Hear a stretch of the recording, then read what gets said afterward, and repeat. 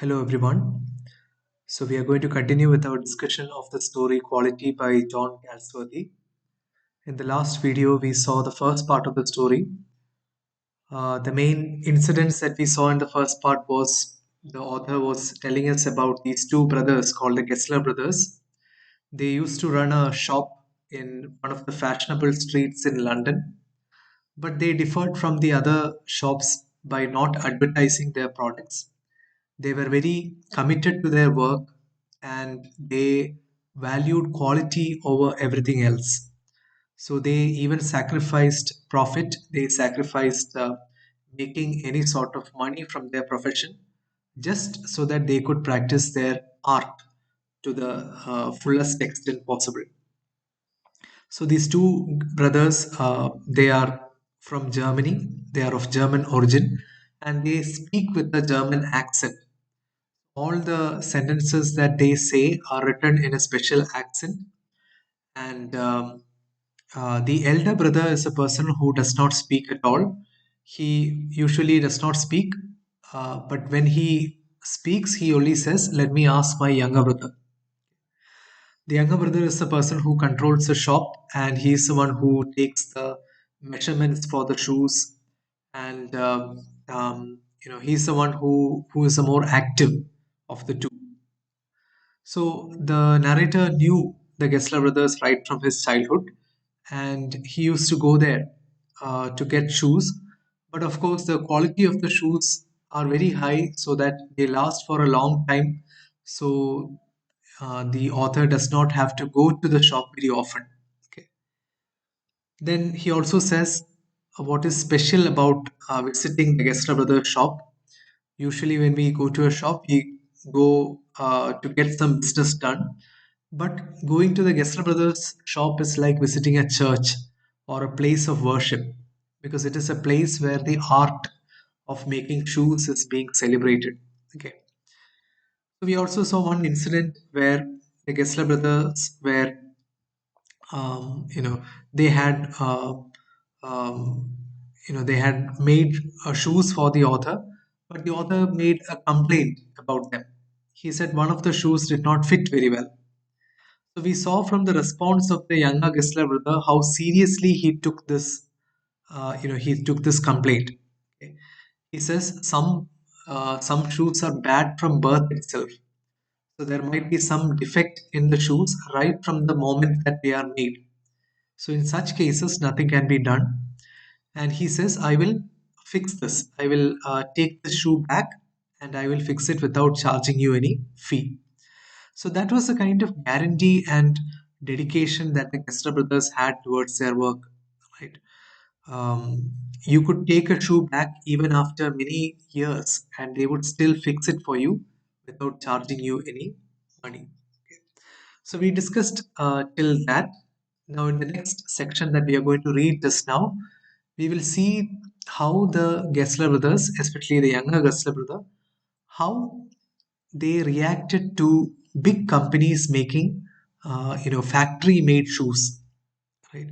Shoes which are just ready made, like hundreds and thousands of shoes are made in factories. So how that is affecting their business, and how those factories do not have any respect for the art of shoemaking. Okay, so that is what we are going to see next.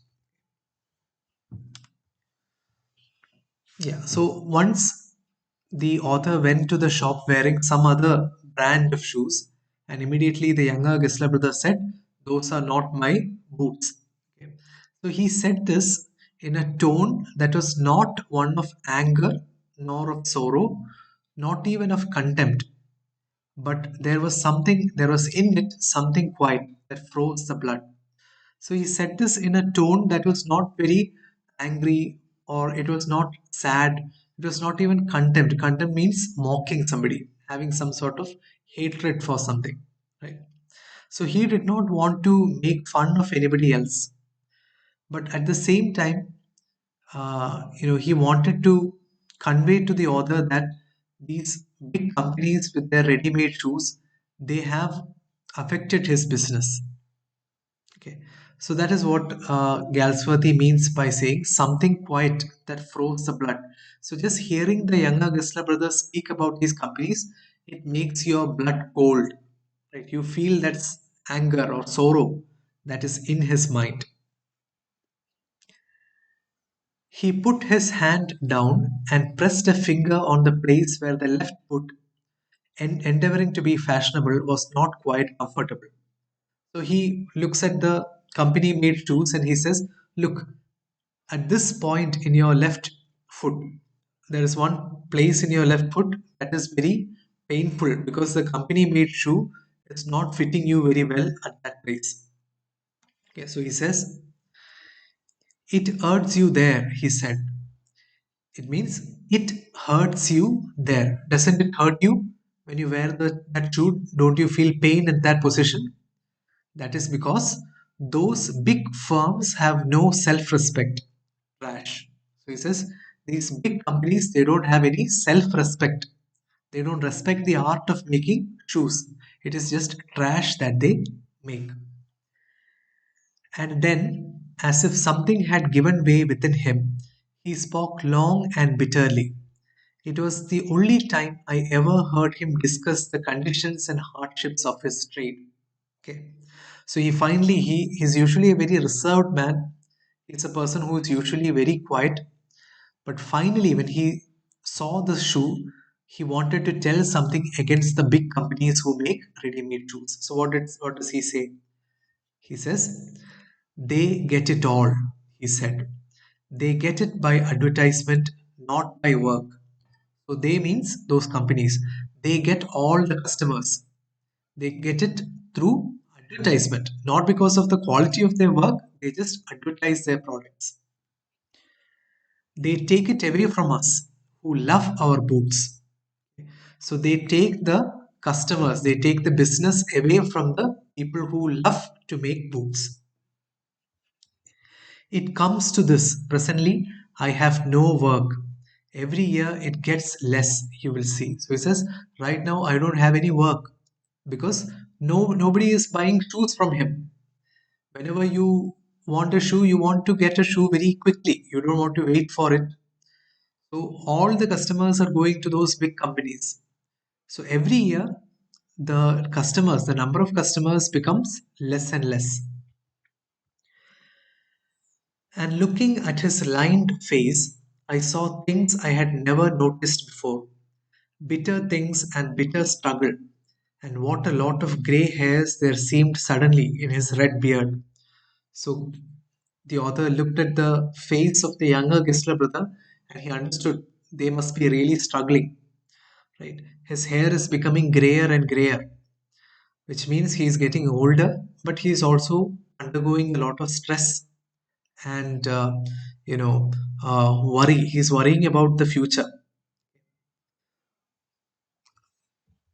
As best I could, I explained the circumstances of the purchase of those ill-omened boots. So the author is trying to tell the younger Gessler brother why he purchased this shoe. He says it was an emergency. He wanted it, you know, uh, in a hurry. So that is why he purchased it. He's sorry for purchasing it, but still, it was a necessity. That was why he purchased it. But his face and voice made so deep impression that during the next few minutes I ordered many pairs. Okay. So just to compensate for the mistake of buying some ready-made shoes, what does the author do? The author orders many pairs of shoes. But what happened? Nemesis fell. Nemesis means an enemy that cannot be avoided. Right?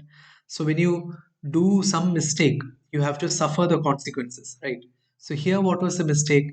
The author ordered so many pairs of boots that he was not able to return to the shop for a long, long time. Okay.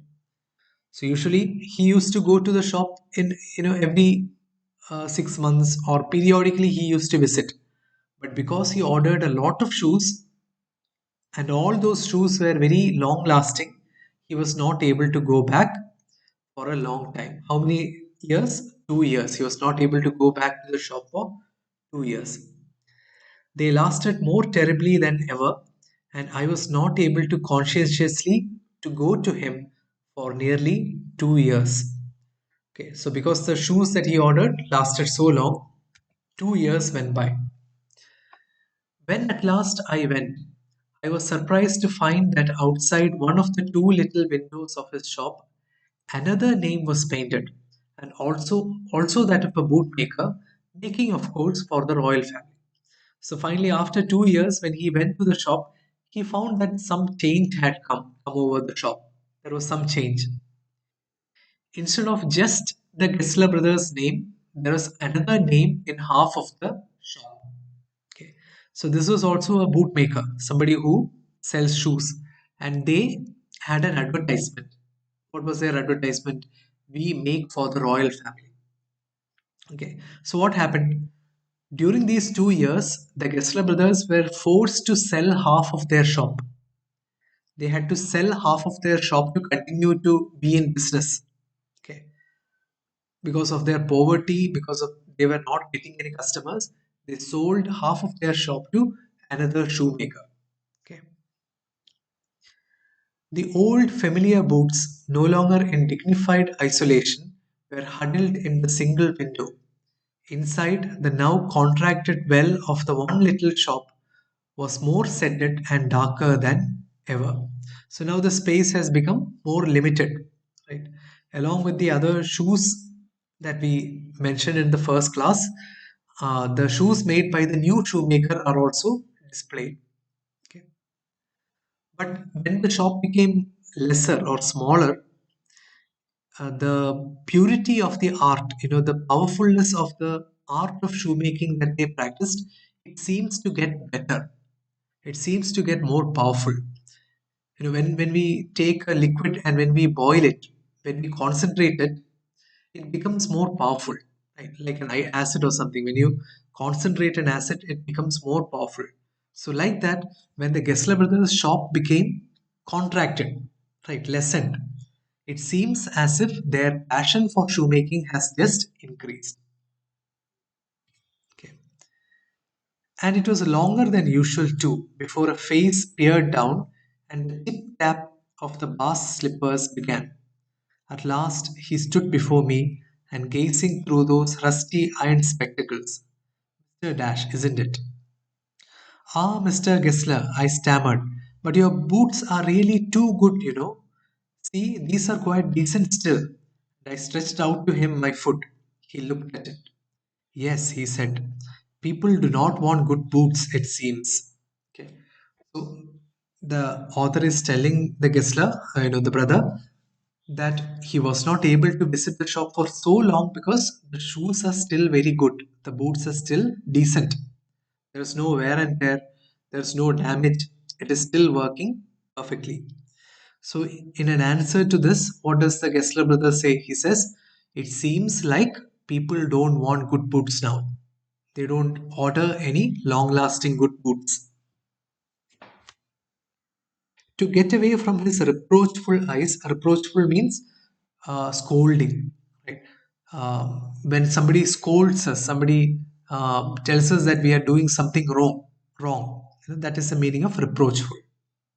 So it seems as if the Gessler brother is scolding the author for not ordering shoes, good quality shoes. To get away from his reproachful eyes and voice, I hastily remarked, "What have you done to your shop?"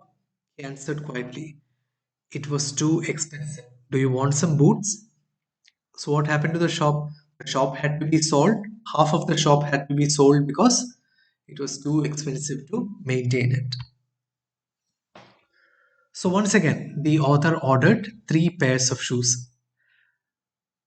I ordered 3 pairs, though I had only wanted two, and quickly left. I do not know quite what feeling of being part in his mind of a conspiracy against him, or not perhaps so much against him as against his idea of boot. Okay. So increasingly, more and more, the author feels as if he is not helping the Gessler brothers.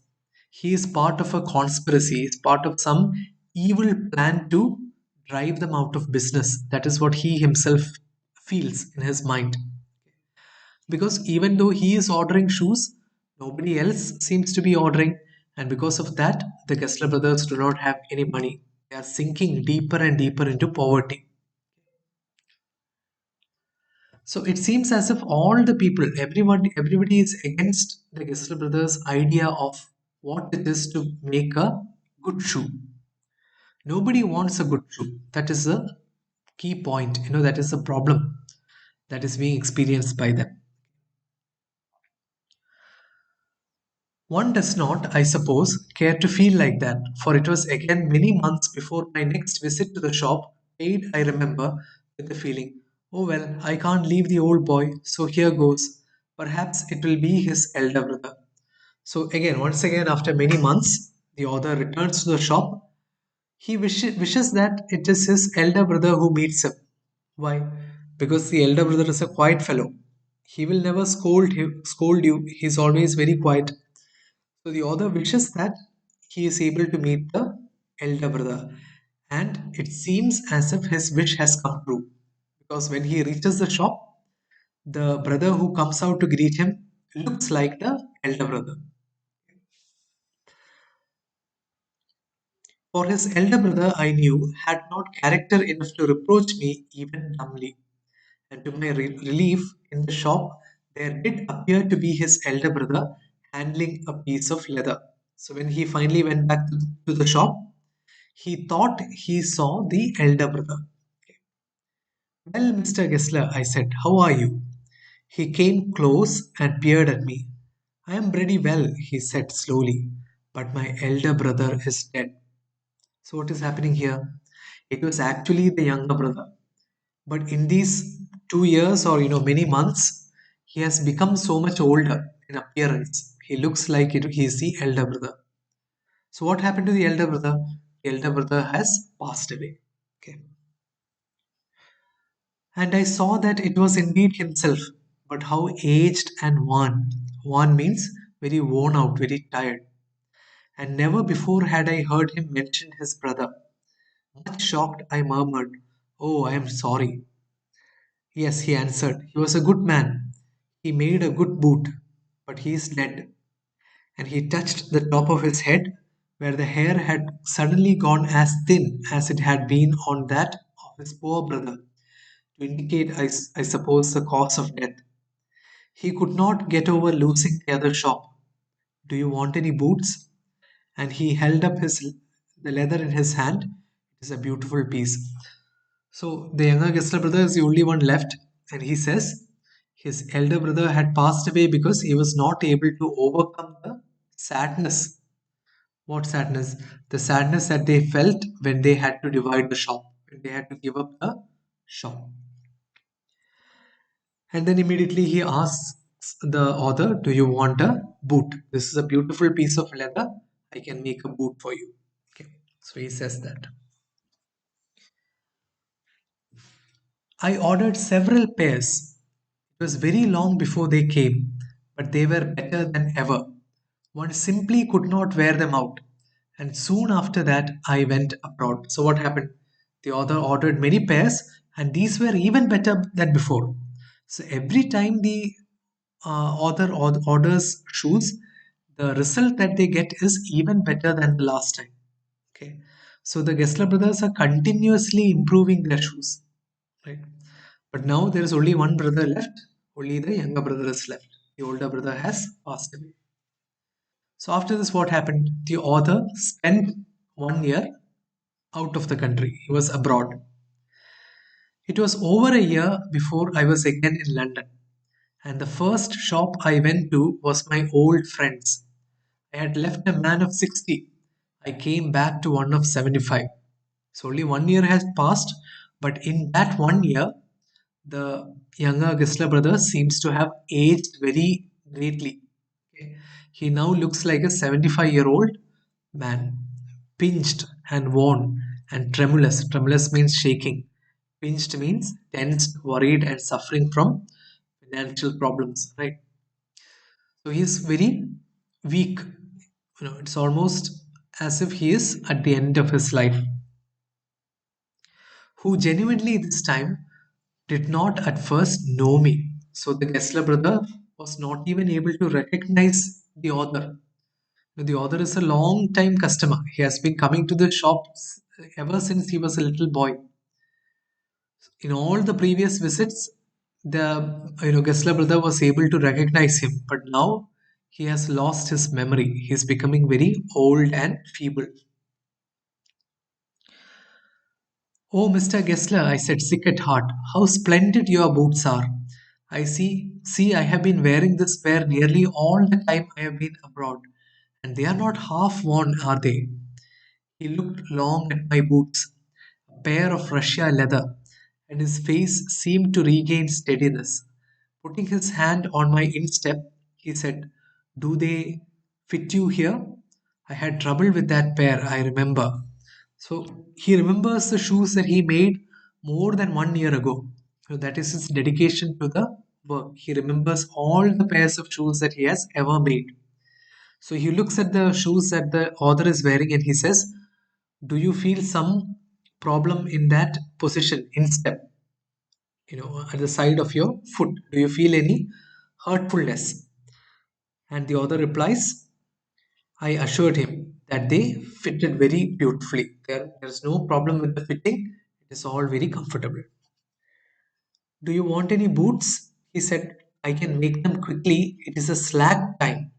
Slack time means free time. It is a time when the business is very low. He has a lot of free time. I answered, please, please, I want boots all around, every kind. So the author, out of pity, basically he is ordering this out of pity. He says, I want all kinds of boots. I want a large number of boots. I will make a fresh model. Your foot must be bigger.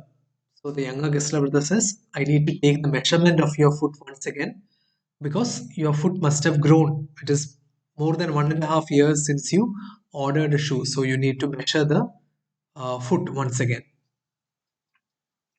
And with utter slowness means absolute slowness, very slowly, he traced around my foot and felt my toes, only once looking up to say, did I tell you my brother was dead?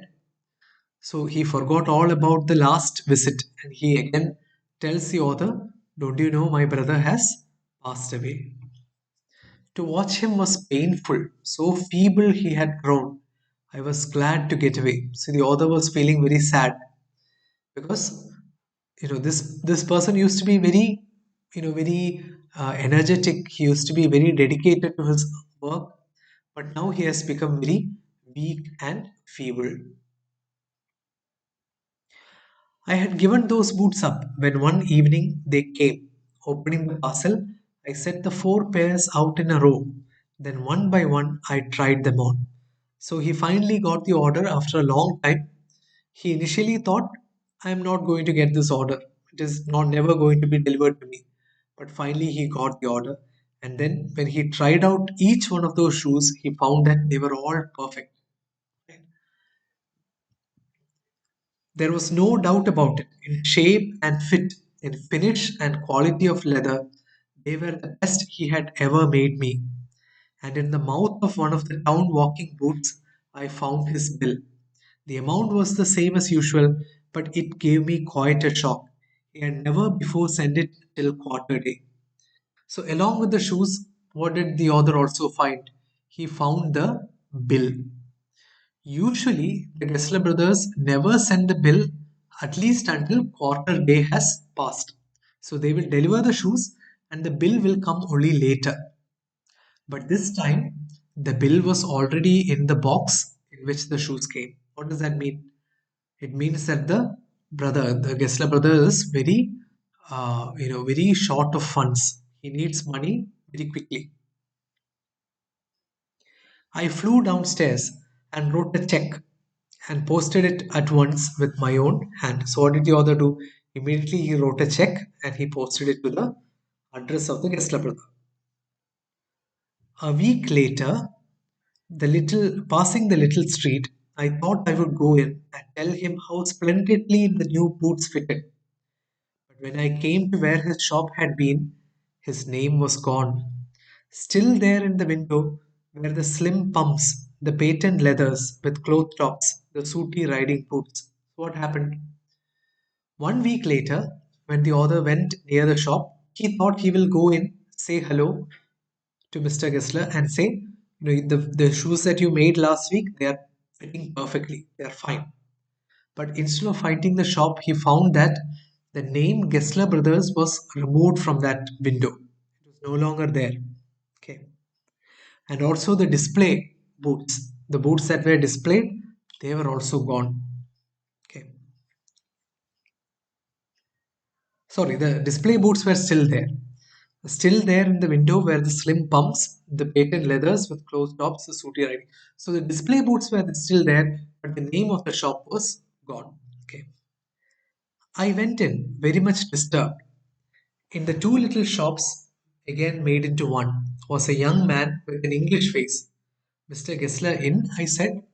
So instead of the German Gessler brother, there was only an English man, a young man with an English face. He looked like an Englishman. He gave me a strange, ingratiating look. So this new character, he looked at the author of the essay of the story like a potential customer. Oh, here comes a new customer. Let me convince him to come into the shop. That was the attitude that this new person had. No, sir, he said. No, but we can attend to anything with pleasure. We have taken the shop over. You have seen our name, no doubt, next door. We make for some very good people. So he is trying to get the author as a customer. So he says, no, sir, Gessler Brothers is not here, but we can supply anything that you want. We are shoemakers also, and we make for some very powerful people, very respected people like the royal family. So you can definitely place your order, and we will bring that desire of yours to life. Yes, yes, I said, but Mr. Gessler, oh, he answered. That is, the Englishman is answering, dead. Dead? But I only received these boots from him last week, last Wednesday week. Ah, he said, a shocking go. Poor man starved himself. Good God. So the shopkeeper is informing the author something happened to the younger Gessler brother. He starved to death. He is gone. Good God. Slow starvation, the doctor called it. You see, he went to work in such a way, would keep the shop on, wouldn't have a soul touch his boots except himself. When he got an order, it took him such a time. People won't wait. He lost everybody. And there he would sit, going on and on. So what happened? Mr. Gessler became so occupied with making shoes that he never bothered about anything around him. He never let anybody else help him. Right? And he did not even remember to take adequate food. And what happened? Every night he would work long time for a long time in the workshop without even turning up the heat. Remember, England is a very cold country. So in that country, if you work continuously in the cold, you will catch some sort of disease like pneumonia or something, and you will pass away. So that was what happened to Mr. Gessler. Okay. He lost everybody, which means he lost all his customers because they are not willing to wait. And there he would sit, going on and on. I will say that for him. Not a man in London made a bit better boot. But look at the competition. He never advertised. He would have the best leather too, and do it all himself. Well, there it is. What could you expect with his ideas? So the Englishman is saying this was the way that the Gessler brothers worked. They will never advertise. They wanted the best quality raw materials, and they will never let anybody else touch their shoes. They wanted to do it all by themselves. Okay. So this combination of things, that is what resulted in the death of Mr. Gessler. But starvation. So the author is still shocked. So he says, "But really, did he starve? He died of starvation." That may be a bit flowery, as the saying is. So the Englishman says, oh, we cannot exactly call it starvation. It is a little bit exaggerated to call it starvation. Starvation. What he actually did was, I know he myself, he was sitting over his boots day and night to the very last. So what happened there? The Gessler brother was always working on the shoes continuously day and night till the very end. You see, I used to watch him. Never gave himself time to eat. Never had a penny in the house. All went in rent and leather. Okay. So the Gessler brother, a younger brother, he was never careful about his own health. He used to let the fire go out, the fireplace, which means the house will become very cold. He never used to eat his food properly on time. Right. So all went in rent and leather. He spent all his money in paying the rent for the house, the shop, and also in buying good quality, excellent quality leather. How he lived so long, I don't know. He regularly let his fire go out. He was a character, but he made good boots. So the Englishman says it's a miracle that he survived this long. Right? He should have died even before this because that is how he used to work. And finally, the Englishman says, but he made good boots. So, whatever his problems are, whatever shortcomings he has, one thing is certain about Gessler, he made excellent. Yes, I said, he made good boots. And I turned and went quickly, for I did not want the youth to know that I could hardly see. So, with that verb, that final sentence, yes, he made good boots. What did the author do? The author turned and he went away from the shop because he started to cry. He did not want to cry in front of the other salesman. Okay, so he went very quickly, trying to conceal his tears. This is how the story quality ends. So go through the story, read it carefully, watch the video, and if you have any doubts in regard to this lesson, do let me know as soon as possible. We will move on to the next chapter in the next video, recorded video.